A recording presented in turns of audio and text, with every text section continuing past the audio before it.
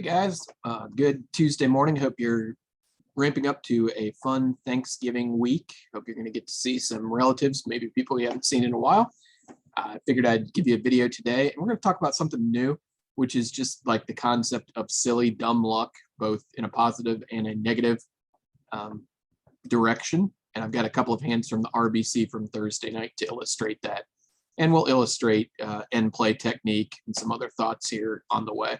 And then kind of the bad luck story is just a random bad luck story.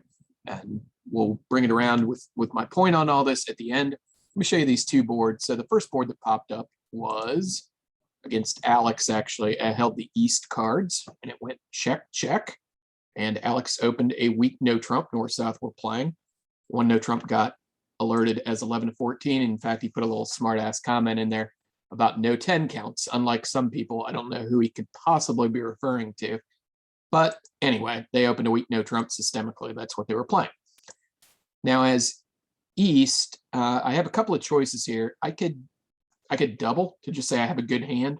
That's what you ought to be playing. Double of a weak no trump is something like 14 or more points, just a good hand.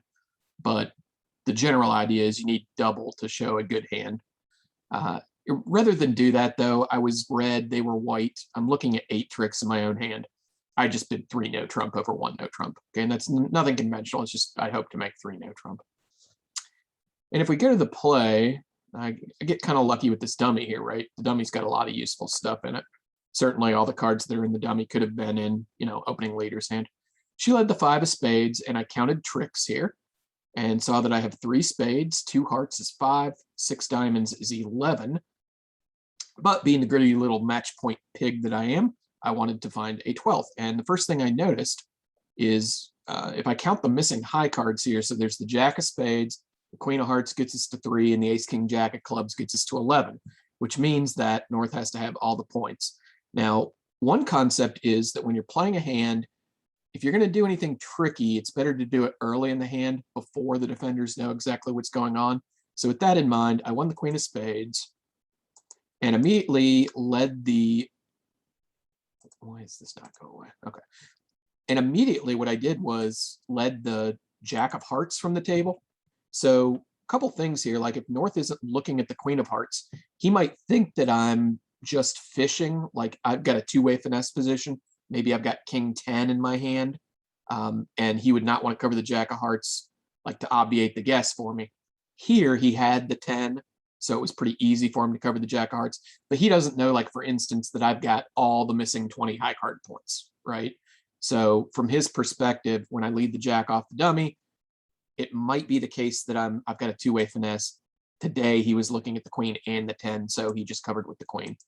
And all we do from here on out, now that we know that North has all the high card points, is we're just going to use that Queen of clubs as a throw-in card at the end to end play him into leading away from the 10x of hearts. And all I got to do here basically is run all my tricks, and you'll see what develops in the end position. I strip him out of all his spades, and he's got to throw the ace of clubs there. He can't throw a heart, right? Because if he does, now I'll just run the hearts. And now what we do is throw him in. This is called a throw in. The 9 of clubs is your throw in card, your exit card.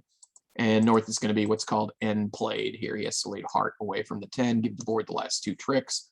If we look at how that scored, I think it was 100%. Yeah, it's 100%. And if we go to the other tables here, let's see what all the various over tricks we're making. Okay, so yeah, 11 tricks would have been 75%. 10 tricks was never made. 9 tricks is only worth 25%. Again, you see the importance of over tricks. But why I put this in the category of being lucky is, what would North's opening bid be normally? Like 90% of the field doesn't play a weak no trump, and North would open a club. Okay, even if you're, even if you think it's opening light to open this hand, you would open a club to get that club lead in for sure, right? And now what happens is, if East-West are in 3 no trump, you take the first 4 tricks, and they're held to 9 tricks, which is a 25%. Or if you chase them to 5 diamonds, I guess, it's kind of the same thing. You get the club lead, and now they're making 600 instead of 690. So that was just dumb good luck. Okay, that's 75% on a board that's basically just attributable to good luck. Maybe I get credit for the 25% between 75 and 100 when I made the extra over trick by recognizing that there was an end play, by counting my tricks and counting the high cards that were out against me. But 75% of it was, or 50% of it was just dumb luck. Again, if we do the math, when there's 22 boards in play and we just magically get gifted 50% on a board, 50 divided by 22 is a shade over 2%. That can easily be the difference between first and second, and it's just dumb luck. And over time, these things kind of tend to even out. I would say that there's some skill in creating opportunities for your opponents to make mistakes. There's some skill in that. Like if you think about in tennis, there's the concept of forced errors and unforced errors. And you can certainly do some things to load the dice in your favor to make your opponents perhaps make more unforced errors. Anyway, kind of dumb luck. I'll show you the flip side of it.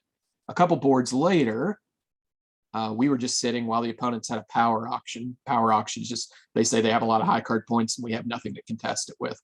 I passed the East hand, South opened 2 no trump, showing the 20 to 21 balanced, and North transferred to hearts with 3 diamonds. Now, perhaps this pair was, just distracted or not used to playing transfers in this situation, or unsure, whatever it was.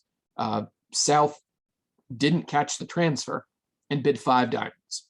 And now North corrected to 5 hearts, which it turns out is much better played from the North hand, right? Because against 5 hearts, I'm on lead. I'm going to lead my singleton diamond. And now what happens is that one of the club losers goes away on a diamond. Okay, you end up with 6 hearts, 2 spades, and 4 diamonds. And one of the clubs gets the run on the long diamond. Notice what would happen if my partner were on lead against the normal 4 hearts from the South hand. He just has a natural lead of the ace king of clubs. We would hold it to making 5. So we got minus 480 instead of minus 550 on this one. And again, if we go to the score slip here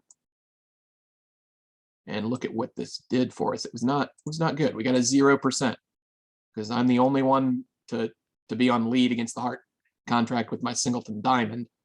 And if you look at other tables, like literally everybody else except for 2 pairs was in 4 hearts in the South on the ace king of clubs lead. So look at that, like minus 480 is 0% for us, minus 450 getting that extra under trick or holding down the extra over trick would have been 45%. And again, just dumb luck, 45% based on they actually had a bidding misunderstanding that worked out for them and got the obvious ace king of clubs lead off of lead, thus resulting in 2% to their bottom line. So get around to like, why does this matter?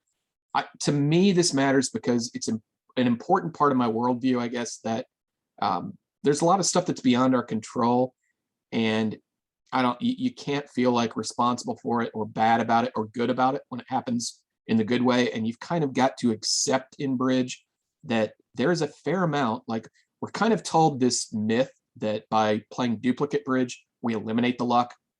Not true at all. There's just random butterfly effect stuff going on around us that we can't control it, basically.